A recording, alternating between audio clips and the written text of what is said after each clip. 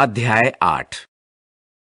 उसी दिन यरूशलेम की कलीसिया पर बड़ा उपद्रव होने लगा और प्रेरितों को छोड़ सब के सब यहूदिया और सामरिया देशों में तितर-बितर हो गए।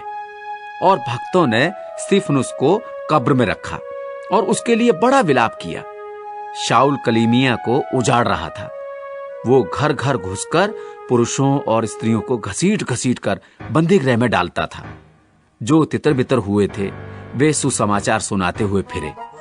फिलिपुस सामरिया नगर में जाकर लोगों में मसीह का प्रचार करने लगा।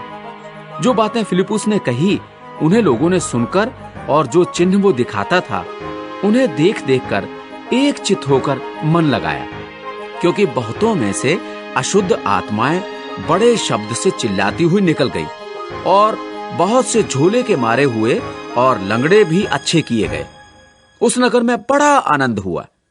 इससे पहले उस नगर में शमौन नाम एक मनुष्य था जो टोना करके सामरिया के लोगों को चकित करता और अपने आप को कोई बड़ा पुरुष बताता था। सब छोटे से बड़े तक उसे मानकर कहते थे कि ये मनुष्य परमेश्वर की वो शक्ति है। उसने बहुत दिनों से उन्हें अपने टोने के कामों से चकित कर रखा था, इसलिए वे उसको बहुत मानते थे। परंतु जब उन्होंने फिलिपुस की प्रतीति की, जो परमेश्वर के राज्य और यीशु के नाम का सुसमाचार सुनाता था, तो लोग क्या पुरुष क्या स्त्री बपतिस्मा लेने लगे।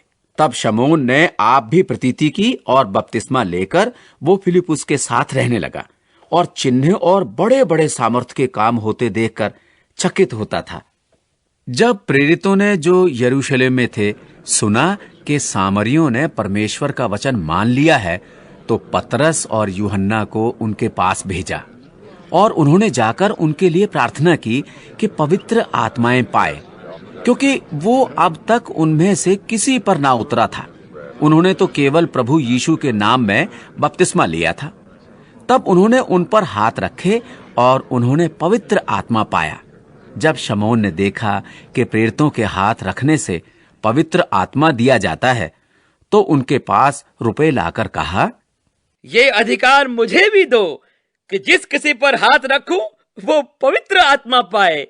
पतरस ने उससे कहा, तेरे रुपये तेरे साथ नाश हों, क्योंकि तूने परमेश्वर का दान रुपयों से मोल लेने का विचार किया है। इस बात में न तेरा हिस्सा है न बांटा, क्योंकि तेरा मन परमेश्वर के आगे सीधा नहीं। इसलिए अपनी इस बुराई से मन फिराकर प्रभु से प्रार्थना कर, संभव है तेरे मन का विचार क्षमा किया जाए, क्योंकि मैं देखता हूं कि तू पित्त की सी कड़वाहट और अधर्म के बंधन में पड़ा है।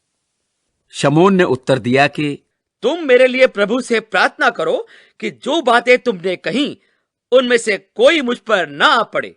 सो वे गवाही देकर और प्रभु का वचन सुनाकर यरूशलेम को लौट गए और सामरियों के बहुत गांवों में सुसमाचार सुनाते गए। फिर प्रभु के एक स्वर्गदूत ने फिलिपुस से कहा, उठकर दक्षिण की ओर उस मार्ग पर जा जो यरूशलेम से अज्जा को जाता है और जंगल में है। वो उठकर चल दिया और देखो, कूश देश का एक मनुष्य आ रहा था जो खोजा था और कूशियों की रानी कंदाके का मंत्री और खजांची था। वो भजन करने को यरूशलेम आया था। वो अपने रथ पर बैठा हुआ था और यशाया भविष्यद्वक्ता की पुस्तक पढ़ता हुआ लौटा जा रहा था। तब आत्मा ने फिलिपुस से कहा, निकट जाकर इस रथ के साथ हो। फिलिपुस ने उस ओर दौड़कर उसे यशाया भविष्यद्वक्ता की पुस्तक पढ़ते हुए सुना और पूछा, तू जो पढ़ रहा है क्या उसे समझता भी है? उसने कहा, जब तक कोई मुझे ना समझाए तो मैं क्यों कर समझूं? और उसने फिलिपुस से विनती की कि चढ़कर मेरे पास बैठ। पवित्र शास्त्र का जो अध्याय वो पढ़ रहा था वो ये था कि वो भेड़ की नाई वध होने को पहुंचाया गया और जैसा मेमना अपने ऊन कतरने वालों के सामने चुपचाप रहता है, वैसे ही उसने भी अपना मुंह न खोला। उसकी दीनता में उसका न्याय होने नहीं पाया और उसके समय के लोगों का वर्णन कौन करेगा, क्योंकि पृथ्वी से उसका प्राण उठाया जाता है। इस पर खोजे ने फिलिपुस से पूछा, मैं तुझसे विनती करता हूँ, यह बता कि भविष्यद्वक्ता ये किसके विषय में कहता है, अपने या किसी दूसरे के विषय में? तब फिलिपुस ने अपना मुंह खोला और इसी शास्त्र से आरंभ करके उसे यीशु का सुसमाचार सुनाया। मार्ग में चलते चलते वे किसी जंगल में पहुँचे।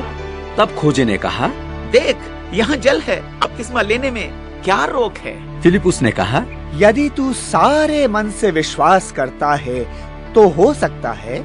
उसने उत्तर दिया, मैं विश्वास करता हूँ कि यीशु मसीह परमेश्वर का पुत्र है।